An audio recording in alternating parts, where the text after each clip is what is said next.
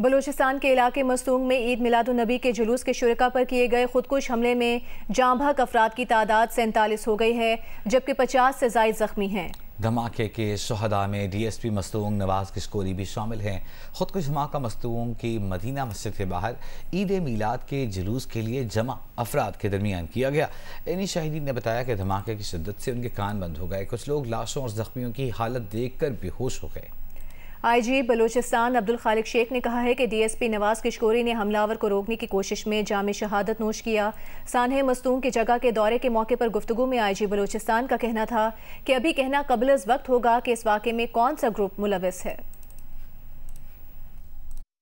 वहाँ पे मौजूद DSP एक सीनियर अफसर था, वो जिसने आगे बढ़ के रोकने की कोशिश की और उस पर सुसाइड बॉम्बर ने अपने आप को ब्लास्ट किया, जिससे हमारे DSP मौके पे शहीद हो गए और 3 हमारे और पुलिस कांस्टेबल्स वहाँ ज़ख्मी हुए हैं। इस एरिया में पहले कुछ ग्रुप्स एक्टिव रहे, हम उनके ऊपर भी काम करें, कुछ के ऊपर पहले से कुछ इन्फॉर्मेशन भी है जिस पे कुछ ऑपरेशंस हमारे चल रहे हैं। माजी में इस इलाके में दाइश ने क्लेम्स किए हैं, लेकिन जब तक अभी मुसद्दिक का फॉर्मल कोई क्लेम नहीं आता या हमारी तफ्तीश में ये बात मुकम्मल तौर पे वाज़ेह नहीं हो जाती कि कौन सा ग्रुप इन्वॉल्व है, ये अभी चंद घंटे हुए हैं, बहुत कबल वक्त होगा। बलूचिस्तान के निगरान वज़ीर इत्तलात जान अचकज़ई ने कहा है कि सानहे मस्तूंग शुहदा की तादाद सरकारी तौर पर जारी करदा तफसीलात से कहीं ज़्यादा हो सकती है। कोयटा में न्यूज़ कॉन्फ्रेंस के दौरान जान अचकज़ई ने बताया कि अब तक सिर्फ उन शुहदा की फहरिस्त जारी की है जिनकी वल्दियत मालूम हो सकी है। ऐसे भी ख़ानदान हैं जो अपने शुहदा को अस्पताल नहीं लाए और तदफीन कर दी। मैसिव ब्लास्ट था, इसकी कैजुअल्टीज़ जो है वो यानी उसकी नंबर इंतहाई अफसोसनाक हैं, लेकिन हम जो हमारा तरीक़ाकार है नंबर्स कंफर्म करने का, हम शुहदा के नामों को उनकी वल्दियत के साथ जो है कंफर्म करने की कोशिश करते हैं। अब ऐसे फैमिलीज़ भी हैं जिन्होंने अपने शुहदा को अस्पताल वो नहीं लाए, वो डायरेक्ट ले गए हैं, उनकी तदफीन की है। तो ऐसे नंबर्स अभी तक हम काउंट नहीं कर रहे हैं, क्योंकि जब तक हम 100% श्योर ना हों गेस्ट वर्क पे हम जा नहीं सकते हैं। इसी तरह जो कैजुअल्टीज जो जख्मी हैं उनमें भी क्रिटिकल नंबर्स हैं, और जो क्रिटिकल है उनको ICU में जो ट्रॉमा सेंटर्स हैं हमारे उनमें शिफ्ट किया गया है और किया जा रहा है, और इसके लिए बाकी तमाम इंतजाम हैं कि अगर खुदा न खास्ता कोयटा के हॉस्पिटल्स काफ़ी नहीं हुए तो उनको फ़ौरन कराची जो है एयरलिफ्ट किया जाएगा। तो क्रिटिकल ज़्यादा हैं, लेकिन नंबर्स को मैं स्पेकुलेट नहीं करना चाहता। ये इंतहाई टेक्निकली जो ब्लास्ट हुआ है इससे नज़र यूँ आ रहा है, जो इनिशियल इन्वेस्टिगेशन है, कि इसमें इंतहाई ताकतवर जो मवाद इस्तेमाल किया गया है, जिसकी वजह से ये इतना लिथल था और इसका इतना इम्पैक्ट आया है। एक और अफसोसनाक वाक़े की बात करते हैं। हंगू की तहसील दोआबा की मस्जिद में नमाज जुमा के दौरान खुदकुश हमला किया गया, जिसमें 4 नमाजी शहीद और 12 जख्मी हो गए। पुलिस की बरवक्त कार्रवाई से हंगू के अवाम भारी नुकसान से महफूज रहे।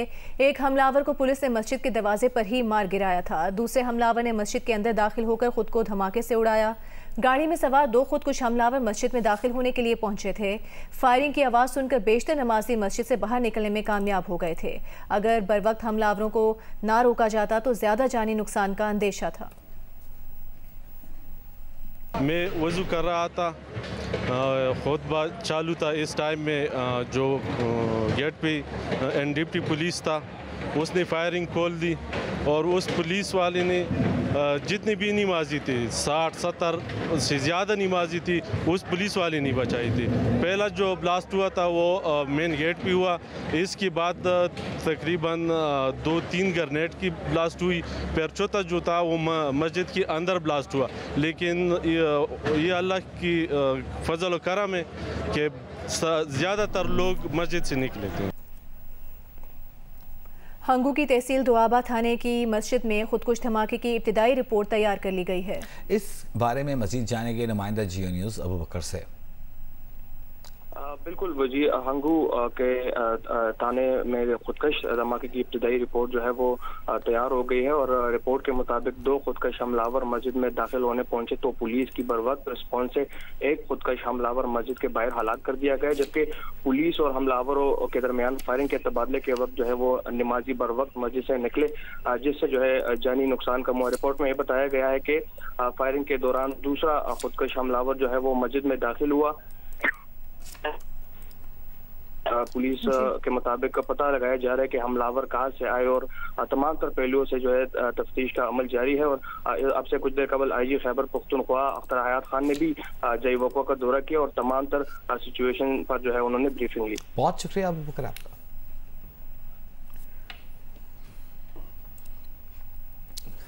निगरान वफाकी वज़ीर बराए तिजारत डॉक्टर एजाज गौहर ने सऊदी अरब में पाक सऊदी जॉइंट बिजनेस काउंसिल के चेयरमैन फहद अल-बाश से मुलाकात की, जिसमें 2 तरफा तिजारती सरगर्मियों को बढ़ाने पर इत्तेफाक किया गया।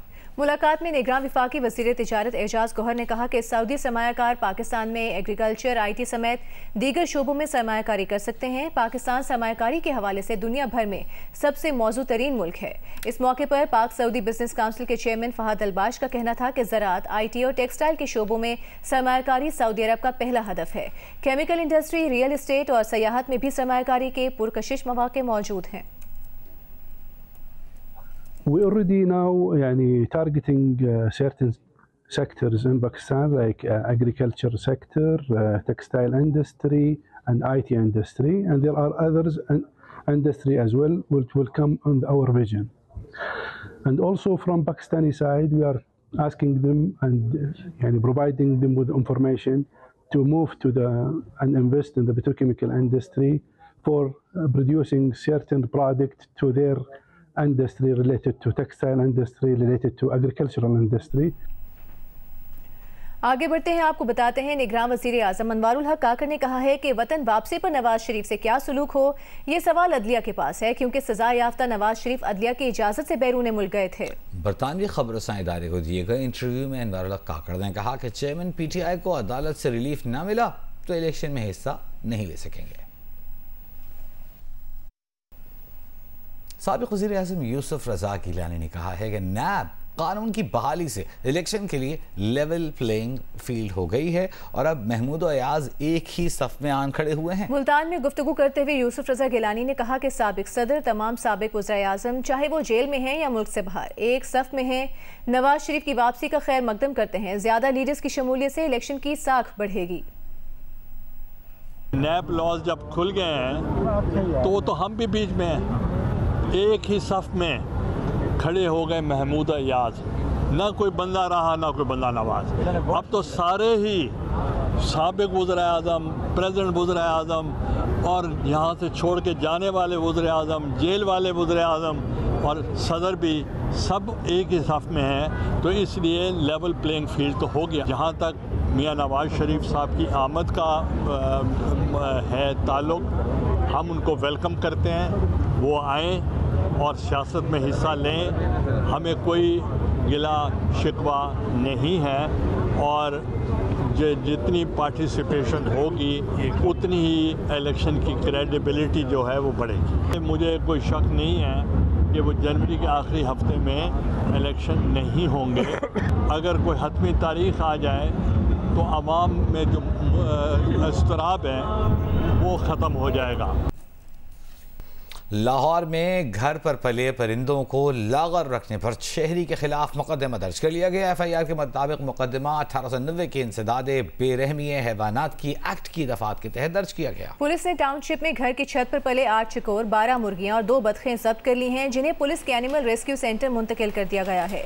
शहरी के खिलाफ मुकदमा लेडी ट्रैफिक वार्डन उरूसा की मुद्दत में दर्ज किया गया। पुलिस को छापे के दौरान छत से मुर्दा परिंदों की हड्डियां भी मिली हैं।